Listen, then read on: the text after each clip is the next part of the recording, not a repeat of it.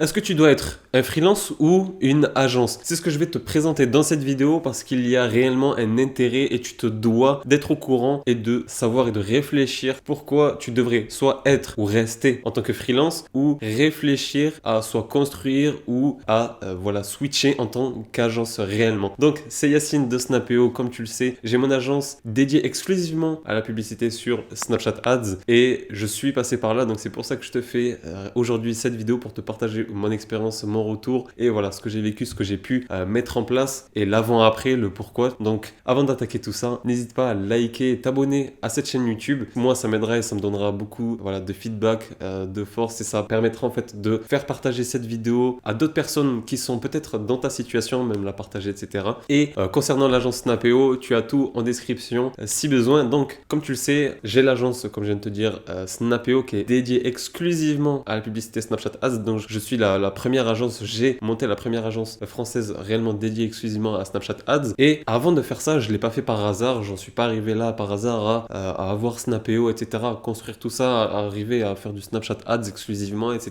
tu vois. C'est que auparavant, voilà, tu vois, j'ai commencé en e-commerce, etc., et je me suis formé à fond, j'ai décuplé mes compétences, j'ai appris énormément de choses, beaucoup d'expérience, d'expertise, etc., et j'en suis qu'au début, tu vois. Et certainement comme toi, on est certainement plus ou moins au même niveau, tu vois. Et quand tu es en tant que freelance, c'est bien parce que dès le départ, voilà, que tu lances cette activité ou que ce soit une activité en parallèle, etc. Réellement, si c'est ton activité, toi, en tant que freelance, tu vas juste être là en tant que prestataire pour exécuter des tâches, tu vois, des prestations, etc. que tu vas délivrer à des personnes, tu vois. Donc, le statut de prestataire, je le dénigre pas du tout, tu vois, il est excellent, j'ai commencé par là, etc. Et c'est très bien parce que tu peux directement aller chercher du cash. Si c'est sur tes compétences, sur ce que tu produis, tu peux te faire limite totalement être en marge nette en fait, parce que c'est toi qui produis, c'est toi, voilà, si tu crées un visuel, etc., si tu dessines quelque chose, si tu montes une boutique, etc., à part ton temps, ça ne te coûte absolument rien, tu vois. Ah, voilà, à part on fait appel à tes compétences, à ton temps, à ton travail, ton expertise. Donc ça c'est excellent, c'est good, mais les limites en fait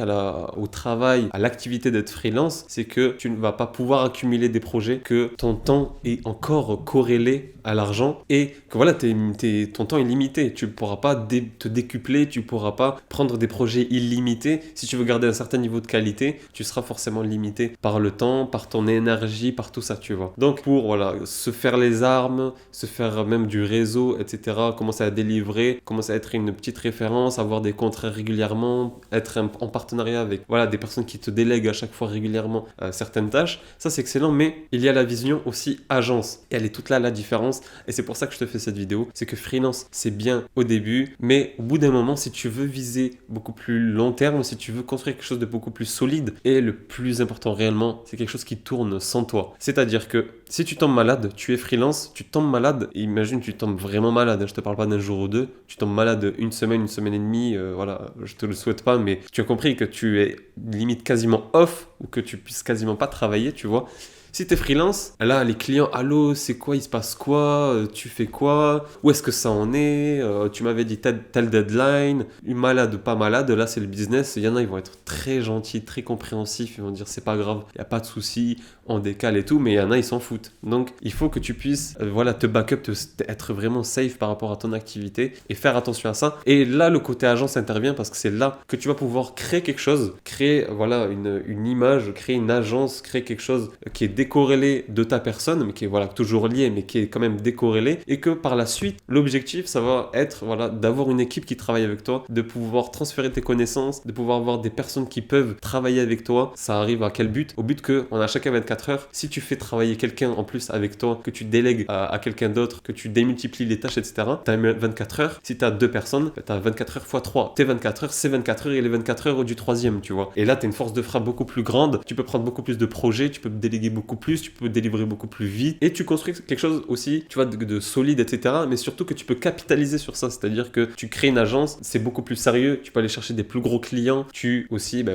ensuite ton agence, elle peut être, cotée, elle peut valoir quelque chose, elle peut être valorisée, tu vois. Et surtout que, pour moi, c'est un des plus gros avantages, c'est quand tu as des équipes, c'est cool, tu vas pouvoir travailler avec d'autres gens, avoir une meilleure délivrabilité, élever le niveau de qualité aussi, donc ça, c'est encore mieux. Travailler avec des gens aussi forts que toi, voire plus forts que toi, ou même dans une autre thématique qui qui peut se croiser. Et là, si tu tombes malade, tu as quand même des personnes, voilà, tu peux déléguer, etc. Tu peux voir, oui, ben vas-y, là je suis malade, je suis off, occupe-toi-en, etc. Ou même, voilà, si c'est carrément tes employés, et c'est l'objectif, c'est, voilà, ben, en fait, moi, au bout d'un moment, tu ne vas plus travailler dans le business, mais sur le business. La différence, elle est incroyable, ça n'a absolument rien à voir entre travailler dans le business et sur le business, tu vois. La différence, elle est que quand tu travailles dans le business, c'est toi qui délivres, c'est toi qui travailles, etc., etc. C'est toi qui dois, voilà, mener à bien les prestations, ce qui se passe, tu vois. Alors que si tu travailles sur le business, tu as une vision globale, tu as une vision de gestionnaire. Et là, elle est toute la différence parce que ton temps n'est plus corrélé à l'argent et toi, tu as une vision, tu as un statut de gestionnaire et il faut que juste tu encaisses la responsabilité des projets, mais il faut que tu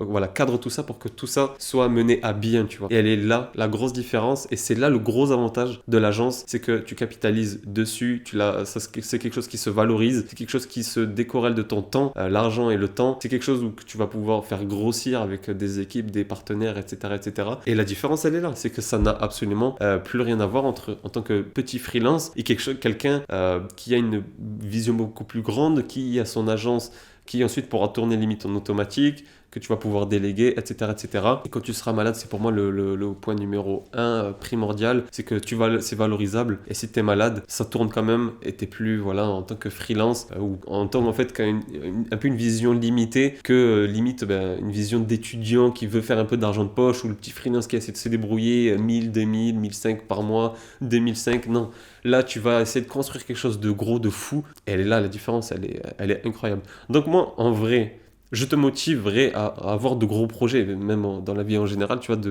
d'essayer de créer de vrais gros projets, tu vois. Et voilà, après, si tu n'en es pas là, commence déjà à réfléchir au champ des possibles, à ce que tu pourras mettre en place dans un moyen long terme, tu vois, et pas rester dans le prisme du freelanceur, tu vois. Parce que des freelanceurs, vu l'économie qu'on est en train d'attaquer, de commencer, il va y avoir de plus en plus de freelanceurs. Et ça, il faut que, du coup, voilà, il va y avoir de plus en plus de concurrence, en fait, tout simplement. Et quand tu es une agence qui est structurée, qui a son portefeuille de clients, son réseau, etc. Ensuite, tu es en place et juste de la gestion, de la recommandation et tu fais grossir tout ça, etc., etc. En tout cas, j'espère que la vidéo t'a plu. C'était réellement mon feedback par rapport à ça. Réellement, tu l'as vu.